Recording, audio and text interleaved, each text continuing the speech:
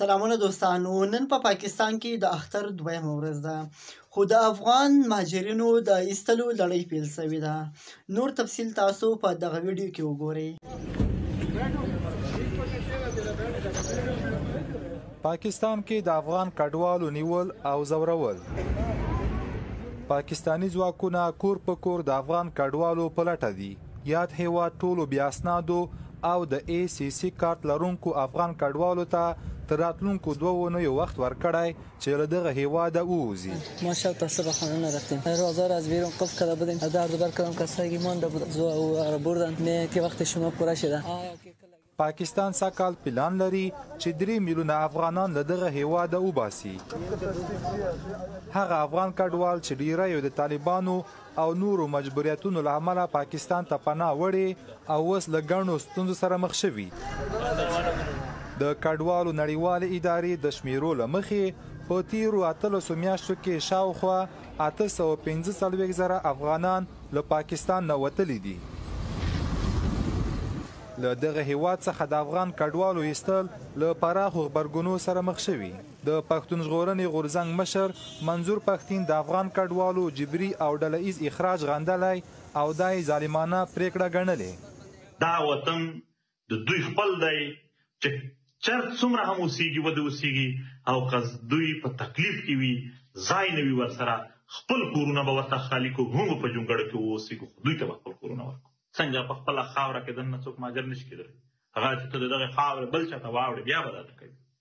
نو تاسو دلته نه کډوال یې نه مهاجرین یې په خپله خاوره یې واقعا دلته د چا قبضه ده دلته د چا زور دی په هغو باندې زموږ وس نه رسېږي.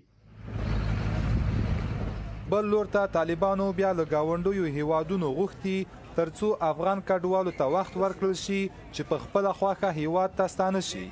د یادې ډلې د کډوالو او بیرته راستنېدونکو چارو وزیر مولوي کبیر ویلي ځینې هیوادونه دې د کډوالو د ایستلو په برخه کې له زغم او صبر څخه کار واخلي. اسلامي امارت له ټولو هغه هیوادونو څخه چې د افغان کډوالو کوربتوب یې کړی دی مننه کوي او تمه لري چې له دې وروسته هم له افغان کډوالو سره له صبر او تحمل څخه کار واخیستل شي. پاکستان کې د ملګرو ملتونو د کډوالو عالی کمشنري ویلي د کډوالو ایستلو پریکړه په پاکستان کې د میشتو افغانانو لپاره هیښوونکې ده. پر افغانستان د طالبانو په بیا واکمنېدو سره پاکستان ته د کډه شویو افغانانو شمیر ډیر شوی. تر ډیره هغه افغانان او ښځینه فعالانې چې دغه هیواد ته یې پناه وړي اوس د جبري ایستنې له ګواښ سره مخ دي. یاد هیواد له دې وړاندې هم څو ځله د بې اسنادو بهرنیو وګړو د بیرته ستنولو پړاوونه پیل کړي وو چې ګڼ شمېر افغان بې اسناده کډوالې افغانستان ته ستانه کړي وو.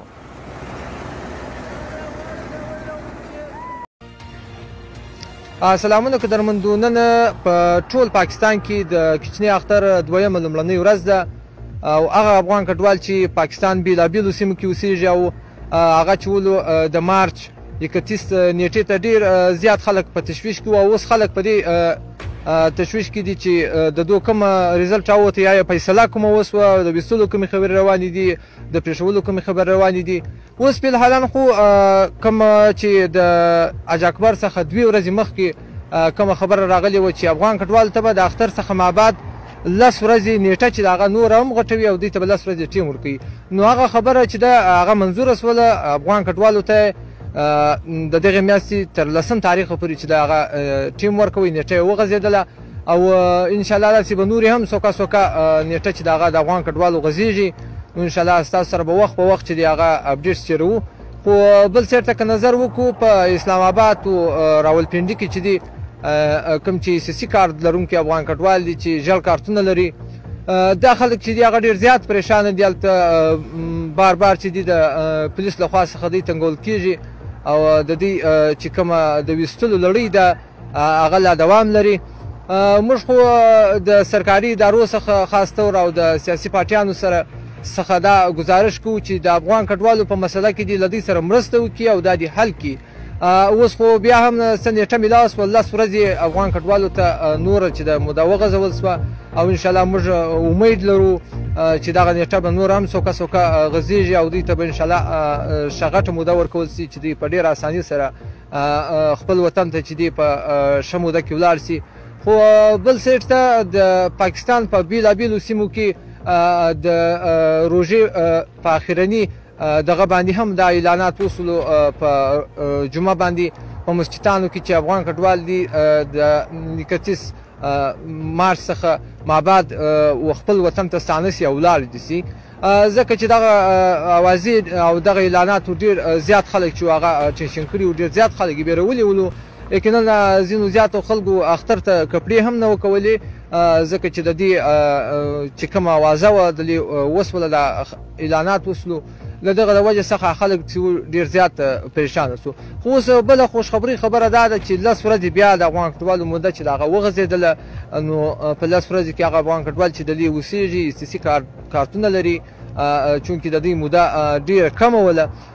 اوس بیا انشاءالله موږ امید لرو د سیاسي خلکو څخه او له دې سره زموږ د سیاسي مشرانو څخه چې دغه موده نوره هم وغځېږي او دوی ته چې د حل لاره ومومي ځکه چې د خلکو د دې ډېر زیات وخت شوی ده بالخصوص کوم چې پیوار کارت درلودونکي دي دغو 40 کاله د پاکستان کې کېږي چې هغه دلې اوسېږي نو ځکه دا د دې ځای اسنادو حق لري باید د دې ځای اسناد ورکول سي او په بار کې چې کوم خلک بالخصوص هلته 15 کاله یا 1 کاله تیر کې دغه ځای نیشنلټي ورکول کېږي خو چونکې په پاکستان کې د دې کډوالو د 40 کاله رسېدلي میشته دي او دوی ته تر اوسه پورې کوم اسناد نه دی ورکول سوی نو موږ د سرکاري ادارو څخه خاص طور زموږ هغه سیاسي مشرانو څخه چې په تقریرو کې یا په جلسو کې دوی خپل سیاست پر کډوالو هم په یو ډول باندې کوي چې موږ له دوی سره ولاړ یو دوی ته په کورو کې ځای ورکوو باید د حل لاره یې ومومي او د دوی سره په دې کار کې چې د مرسته وکړي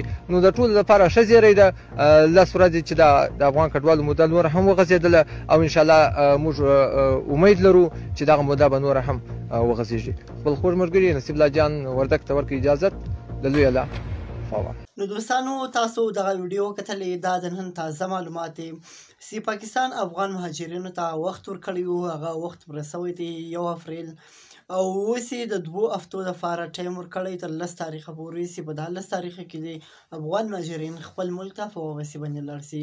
نو دوستانو تاسو د پاکستان دغې فیصلې ته کومه رایه ده؟ د نور تازه او مهمو معلوماتو لپاره له موږ سره اوسئ زموږ چینل سبسکرایب کړئ. تر بلې ویډیو الله حافظ.